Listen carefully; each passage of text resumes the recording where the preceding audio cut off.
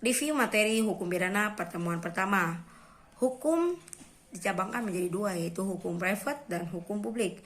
Hukum private adalah hukum yang mengatur hubungan hukum perorangan, sedangkan hukum publik adalah hukum yang mengatur hubungan hukum antara individu dengan negara.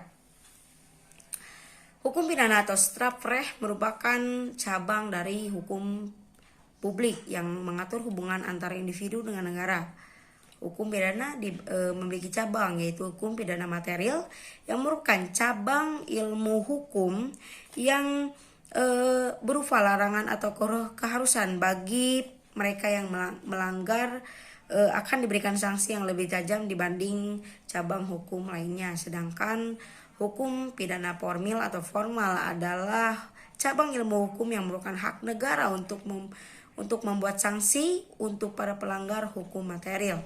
Menurut Profesor Mulyatno, hukum pidana material terdiri dari 1. Perbuatan pidana, 2. Pertanggungjawaban pidana, 3. Sanksi pidana. Perbuatan pidana berhubungan atau menyangkut dengan asas legalitas, sedangkan pertanggungjawaban pidana berhubungan atau menyangkut dengan asas kesalahan.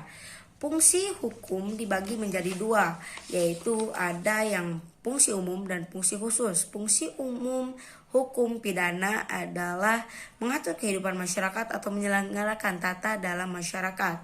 Sedangkan fungsi khusus dari hukum pidana adalah melindungi kepentingan hukum terhadap perbuatan yang memperkosanya dengan memberikan sanksi yang lebih tajam dibanding dengan sanksi dari cabang hukum yang lain.